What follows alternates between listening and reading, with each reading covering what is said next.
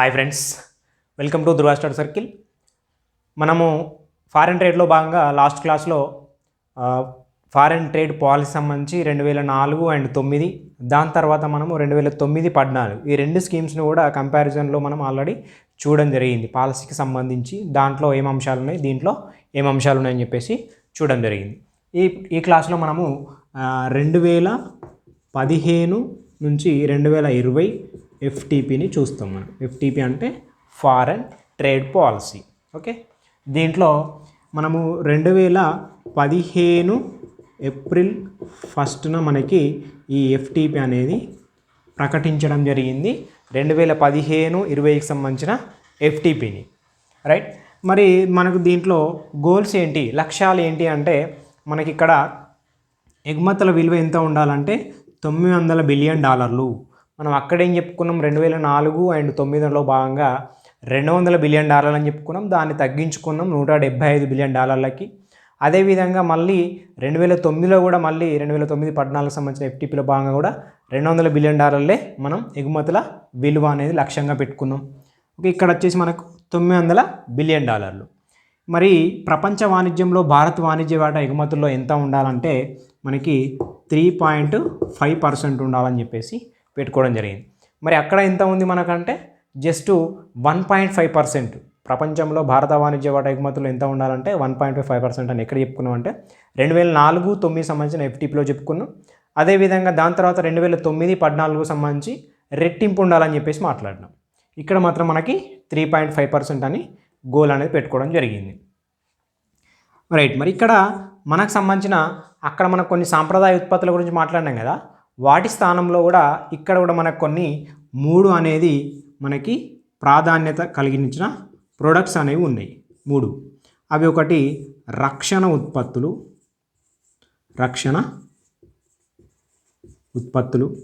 రెండోది వ్యవసాయ ఉత్పత్తులు, అక్కడ కూడా ఉన్నది ఇది వ్యవసాయ ఉత్పత్తులు. మూడోది మనకి పర్యావరణ హిత ఉత్పత్తులు, దీన్నే ఎకో ఫ్రెండ్లీ ప్రొడక్ట్స్ అంటాం, రైట్. ఎకో ఫ్రెండ్లీ రక్షణ ఉత్పత్తులు అంటే మనకి ఏదైతే రక్షణకు సంబంధించిన ఆర్మీ కావచ్చు, నేవీ కావచ్చు, ఓకే, ఇవి మనకి ఎయిర్ ఇలాంటివి కావచ్చు. మనకి ఏదైతే ఆ రక్షణ ఉత్పత్తులకు సంబంధించి ఉన్నాయో వాటికి మాత్రం ఏం చేస్తామంటే ప్రాధాన్యత కలిగిస్తాం. దేంట్లో భాగంగా అంటే 2015-20 ట్రేడ్ పాలసీలో భాగంగా. అదేవిధంగా అగ్రికల్చర్ ప్రోడక్ట్, ఈ అగ్రికల్చర్ ప్రోడక్ట్ అనేది కంటిన్యూగా వస్తుంది చూడండి. మనకి 2009లో ఉంది. అదేవిధంగా మనకి దాంట్లో 2009లో మనకి ఎలాంటి ప్రొడక్ట్స్ మీద మనం ప్రాధాన్యత కలిగించలేదు. అక్కడ ఓన్లీ 2004-2009 సంబంధించి అగ్రికల్చర్ ప్రోడక్ట్స్ సంబంధించి ఉంది. అదేవిధంగా పర్యావరణ హిత ప్రొడక్ట్స్, ఎకో ఫ్రెండ్లీ సంబంధించిన ఏవైతే ఉత్పత్తులు ఉంటాయో మనకి పర్యావరణ హితాన్ని కలిగించేటివి, వాటికి కూడా మనం ప్రాధాన్యత కలిగించాల్సిన అవసరం ఉంది. ఇవి 3 గుర్తుపెట్టుకోవాలి. ఇక్కడ కన్ఫ్యూజన్ వచ్చే అవకాశం ఉంటుంది. అగ్రికల్చర్లో అక్కడ ఉంది, ఇక్కడ ఉంది, ఇవి 3 మాత్రం ఇక్కడ ఉన్నాయి, అక్కడ మాత్రం 5 ఉన్నాయి. అది గుర్తుపెట్టుకోవాలి. ఓకే, ఇప్పుడు మనం ఏం చూస్తామంటే మనకు ఒక ఆర్థిక సంవత్సరంలో భాగంగా ఎగుమతులు ఏవైతే మనకి బాగా ఉన్నాయో వాటికి మనము కొన్ని టైటిల్స్ అనేది ఇవ్వడం జరుగుతుంది. అక్కడ మనం కొన్ని టైటిల్స్ ఇచ్చినాం. మరి ఎంతకు సంబంధించి అంటే ఇక్కడ కూడా మనకు కొన్ని ఉన్నాయి.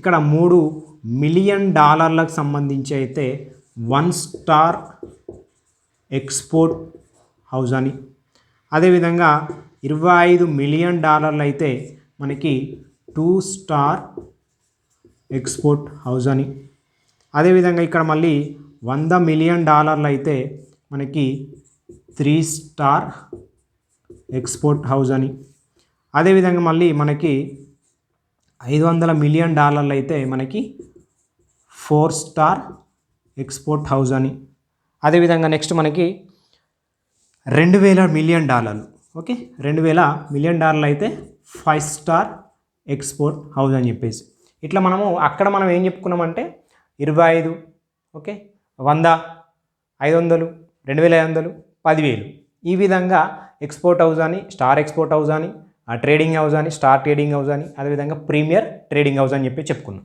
ఇక్కడ మనకి ఏవైతే ఈ 1 star, 2 star, 3 star, 4 star, 5 star ఉన్నాయో మనం అక్కడ 2007 తర్వాత టైటిల్స్ చేంజ్ చేసుకున్నామని చెప్పుకున్నాం. కానీ 2007కు ముందు ఇవే టైటిల్స్ ఉన్నాయి మనకు. ఏవైతే 1 స్టార్, 2 స్టార్, 3 స్టార్, 4 స్టార్ ఉన్నాయో అక్కడ చెప్పుకున్నాం ఆల్రెడీ. 2007లో మనం టైటిల్ చేంజ్ చేసుకున్నాము. 2007కు ముందు ఏవి టైటిల్స్ ఉన్నాయంటే ఇవే టైటిల్స్ ఉన్నాయి. సో ఇక్కడ మళ్ళీ అవి కాకపోతే ఇది మాత్రం చేంజ్ అవుతుంది అంతే. టార్గెట్ అమౌంట్ అనేది చేంజ్ అవుతుంది. ఇది మనం గుర్తుపెట్టుకోవాలి. ఇది ఎక్కడిది అంటే 2015-20కి సంబంధించిన టార్గెట్స్. ఓకే, దీంట్లో భాగంగానే మనకి ఏం చేస్తుందంటే మనకు రాష్ట్రాలతో పాటు కేంద్ర ప్రభుత్వం, రాష్ట్రాలతో పాటు భారత ప్రభుత్వం యొక్క ఎగుమతుల విలువ పెంచుకోవడానికి ఏం చేసిందంటే ఎక్స్పోర్ట్ ప్రమోషన్ మిషన్ అని చెప్పేసి ఎక్స్పోర్ట్ ప్రమోషన్ మిషన్ అని చెప్పేసి ఒక బృందాన్ని ఏర్పాటు చేసింది. అంటే ఏవైతే ఎగుమతులకు సంబంధించి కొంచెం ప్రమోషన్ చేసుకోవడానికి ఒక బృందాన్ని ఏర్పాటు చేయడానికి నిర్ణయం అనేది తీసుకోవడం జరిగింది. దేంట్లో అంటే 2015-20కి సంబంధించిన FTPలో భాగంగా, రైట్. అదేవిధంగా మనకి ఈ FTPలో భాగంగా 2047 వరకు మనకు 10% అనేది ప్రపంచ వాణిజ్యంలో భారత్ వాటా ఉండాలని చెప్పేసి టార్గెట్. ఎప్పటి వరకు?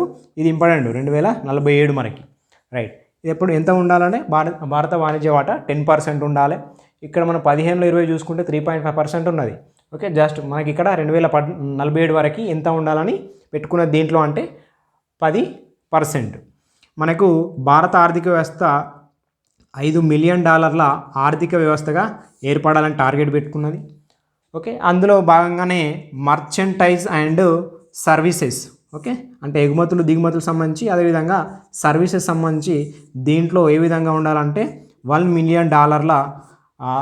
మిలియన్ ఆర్థిక వ్యవస్థగా ఉండాలని చెప్పేసి కూడా టార్గెట్ పెట్టుకోవడం జరిగింది.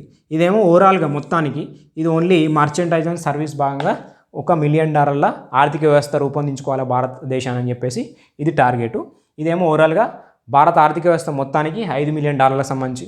అదేవిధంగా 2047 వరకు 10% మనకి భారత వాణిజ్య వాటా ఉండాలి ప్రపంచ వాణిజ్యంలో అని చెప్పేసి పెట్టుకోవడం జరిగింది. ఫస్ట్ మాట్లాడుకుని ఏంటంటే 1.5 2004-2009 వరకు ఆ FTPలో. ఇక్కడ మనకు వచ్చేసరికి 2047 వరకు 10%.